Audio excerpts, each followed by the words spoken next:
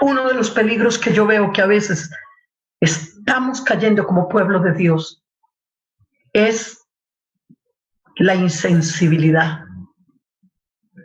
Y déjeme decirle, queridos hermanos, que la falta de sensibilidad es señal de muerte. Cuando una persona escuchaba de alguien que tenía azúcar en la sangre y comenzó a morirse, no sentía, le caían las cosas en el zapato y caminaba con ellas y no sentía, hasta que un día llegó y se miró y tenía los deditos de los pies morados. Inmediatamente le tuvieron que amputar 2 dedos y le tuvieron que hospitalizar a esa persona meses, como 2 meses. ¿Por qué? Porque la sangre dejó circular por el pie y se estaba muriendo. Cuando por nuestras venas ya no está corriendo esa pasión por los perdidos, esa pasión que tenía Jesús, cuando dice la Biblia que al mirar las multitudes, errantes como ovejas sin pastor. Hermanos, de pronto en este tiempo nos hemos enredado tanto, de pronto nos hemos angustiado y nos hemos desesperado tanto, y una de las hermanas que dirigió la oración, no supe cuál,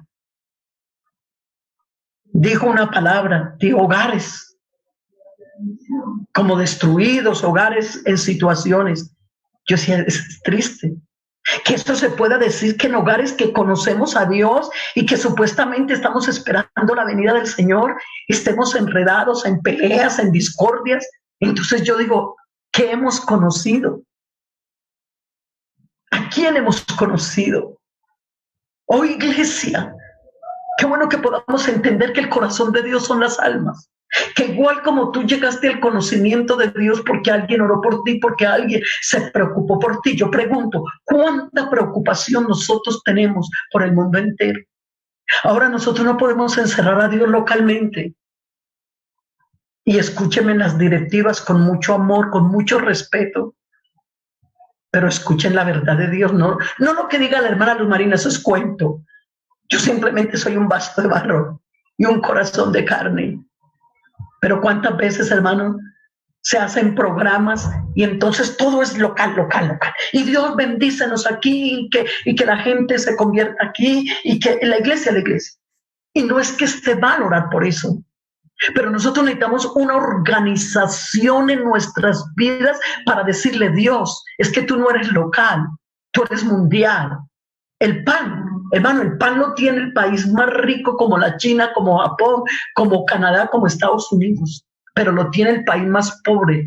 Con mi esposo estuvimos en Etiopía y estuvimos en Guinea-Bissau, países demasiado pobres en África. Pobres. Pero por pobres que sean, usted verá que hay pan. Entonces un país puede ser muy rico y hay pan. Puede ser muy pobre y hay pan. Pues déjeme decirle que Jesús es el pan de vida para el rico, para el pobre, para todo el mundo. Pero nosotros, su iglesia, somos los repartidores de ese pan. ¿Cómo lo estamos repartiendo? ¿Cuánto estamos orando? ¿Qué de verdad? ¿Qué tanto a veces de pronto inconscientemente el Señor nos da un cargo en la iglesia y trabajamos porque en cierta forma, sin darnos cuenta, podemos caer en un egoísmo? No, que esto prospere, que esto crezca, que lo mío. ¿Y lo demás qué? ¿Sabía usted que hay países donde solo se reúne el misionero y su familia? ¿Usted sabía eso? Y pasamos cultos de largo sin orar por ellos. ¿Cuántas veces, mis hermanos, cuando dice exhorto ante todo a que se hagan rogativas oraciones, es un llamado, es como una súplica a que esto hay que hacerlo rápido, porque la venida del Señor está muy cerca, porque nos queda poco tiempo? Pero miremos los millones y billones que están perdidos. Entonces yo me pregunto, en estos 3 meses que hemos cumplido de confinamiento, ¿cuántas veces nos hemos parado del cuarto de oración con una satisfacción? Señor, gracias, porque tuve 30 minutos, porque tuve 1 hora y me fui y me di por la fe un paseíto por todo el mundo, pidiendo perdón, pidiendo misericordia. Hermanos, el mundo necesita mucho perdón, necesita mucha misericordia. Hay mucho pecado, hay mucha maldad, hay mucha incredulidad. Imagínense ustedes en un país en Centroamérica. Hace como un mes, hermanos, estaban aprobando el matrimonio entre personas del mismo sexo. Y lo más lamentable es que el mismo día que firmaron el decreto gubernamental, un par de mujeres entonces dijeron, vamos a celebrarlo y vamos a inaugurarlo y nos vamos a casar. Entonces salieron por las revistas del mundo, entonces salieron por las noticias mundiales. Porque para el mundo esto es un festejo, esto es un aplauso, esto es un avance. Pero para nosotros la iglesia es un Sodoma y un Gomorra. Pero yo digo, hemos pensado en lo que dice la Biblia. Como en los tiempos de Sodoma, escúcheme, hermanos, por favor. Como en los tiempos de Sodoma y Gomorra, será la venida del Hijo del Hombre. Más de 6 millones de colombianos con problemas de homosexualismo y lesbianismo. Mi pregunta es, con este cumplimiento de esta pandemia, que esto lo anuncia la Biblia, hacía tiempo Dios venía mostrando, los días eran acortados. Hacía días venía Dios mostrando, la maldad se multiplicaba, pero parece que algunos cristianos tranquilos, yendo, viviendo, corriendo, trabajando, miles de cosas. ¿Qué hizo Dios, mis hermanos? ¿Sabe qué hizo Dios con esta pandemia? Dijo, voy a confinar a mi iglesia. Mi iglesia se va a tener que encerrar en su casa. ¿Y qué está esperando Dios en este confinamiento? ¿Estamos quejando? ¿Estamos teniendo temores, miedos del futuro? No.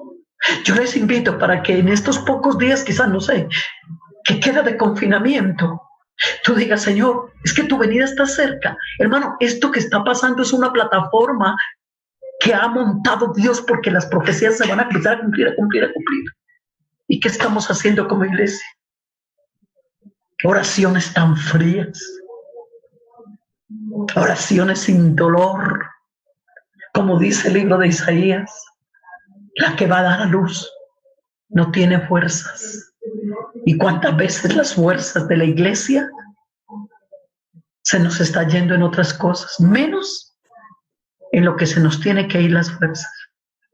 Porque a veces nos llenamos de tanto programa, de tanta actividad y tanta cosa, que cuando vamos a orar, nuestras oraciones son fatigadas, nuestras oraciones son con sueño, nuestras oraciones son con pereza. Y cuando no es que nos arrodillamos, Señor, comida, techo, vea mi situación económica, Señor, entonces la cambiamos. Señor, es que estoy débil, es que estoy sin fuerzas, es que estoy sin ganas, es que no quiero nada. Iglesia, ¿con quién cuenta Dios esta noche? ¿Con quién cuenta Dios? ¿Una iglesia débil? ¿Una iglesia cansada? ¿Una iglesia sin fuerzas? Perdónenme, amados hermanos. Esto no es un club social. La iglesia no es para entretener a la gente. La iglesia es el lugar para salvar almas y para que los que nos convertimos le ayudemos a Dios en esta obra. Somos la boca de Dios. Somos las manos de Dios. Somos los ojos de Dios. ¿Cómo se va a salvar el mundo? Mandamos misioneros. Y de pronto decimos, bueno, yo estoy cumpliéndole al Señor con una ofrenda misionera buena. Y gracias a Dios y que Dios bendiga su ofrenda. Pero ese no es todo nuestro deber. ¿Usted se acuerda? ¿Usted se acuerda de esa parábola de esa parábola del buen samaritano? Le hacen una pregunta a Jesús acerca de la salvación. Señor, ¿qué haré para ser salvo? No, cumple el primer mandamiento. Amarás al Señor tu Dios con toda tu alma, con toda tu mente, con todas tus fuerzas, con todo tu entendimiento. Amén, lo he cumplido. Pero el segundo es semejante al primero. Ama a tu prójimo como a ti mismo. Mi prójimo y como él es mi prójimo. Y entra Jesús en escena y dice, había un hombre que descendía de Jerusalén a Jericó. Y llegaron unos hombres, lo golpearon, lo robaron, lo maltrataron y lo dejaron tirado en el piso. Y pasaron 3 personajes. Pasó un sacerdote, vio a su prójimo. Ay, qué pesar, pobrecito, está herido, pero no, yo estoy muy ocupado. Pasó de largo. Ah, no tengo que ir a presentar el sacrificio. Luego pasó el levita. Ay, mi prójimo está caído. No, pero yo no tengo tiempo. Siguió de largo. Pero el tercer personaje fue el buen samaritano. No es que el buen samaritano hubiese sido un desocupado. No es que no tenía nada que hacer. Sí, él era tan ocupado y tenía tanta responsabilidad como el levita y como el sacerdote.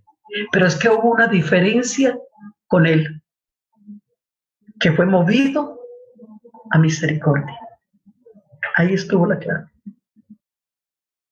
Amados hermanos, hasta que nosotros no seamos movidos a misericordia, no vamos a poder interceder. Esto no se hace por imposición. Esto no se hace por agradar a una persona. Si tú no te atreves a decirle, Señor, sensibilízame en la oración, sensibilízame, dame pasión, dame carga. Si tú no lo haces, el Señor es un caballero y Él respeta el libre albedrío y no va a hacer lo que tú no le permitas que Él quiera hacer. El buen samaritano pasó y vio a su prójimo. Y dice la Biblia que fue movido a misericordia. Se agachó, le lavó las heridas, lo vendó. Eso quiere decir que si se agachó y él estaba herido, se untó de la sangre. Por eso se habla el buen samaritano. Mira todo lo que hizo. Se agachó, le lavó las heridas, se las vendó con aceite. Luego lo alzó y lo montó en su cabalgadura, dice la palabra de Dios. Y luego lo llevó al mesón y le dijo al mesonero, y si gastas de más, cuando yo regrese, te lo pagaré. En otras palabras, por su prójimo,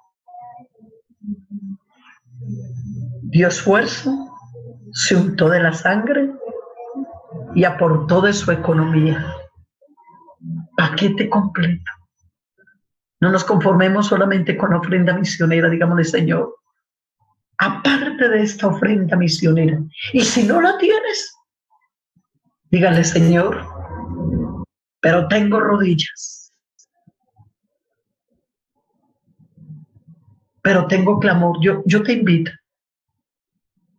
a que estés seguro, que cuando tú ores, como lo dice aquí Primera de Timoteo, el capítulo 2, porque el verso 3 dice, porque esto es bueno y agradable delante de Dios nuestro Salvador, el cual quiere que todos los hombres sean salvos y vengan al conocimiento de la verdad. Por eso mandó a orar, a pedir salvación, a pedir perdón. ¿Cuántas veces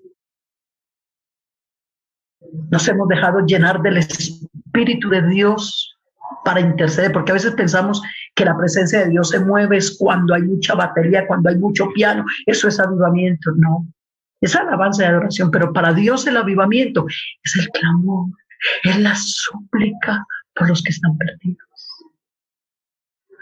Enséñanos a orar en el Espíritu. Danos carga por el mundo. Danos dolor, el que tú sentías cuando veías las multitudes errantes como ovejas sin pastor. Te necesitamos, enséñanos a orar. Danos profundidad en la oración, danos sabiduría en la oración, danos conocimiento en la oración. Gracias, Señor, gracias, Señor. Enséñanos a ver el mundo como tú lo ves. Déjanos sentir lo que tú sentías cuando veías las multitudes errantes como ovejas sin pastor. Sensibiliza a tu pueblo. Haznos entender que el corazón tuyo son las almas, porque tú no quieres que nadie se pierda.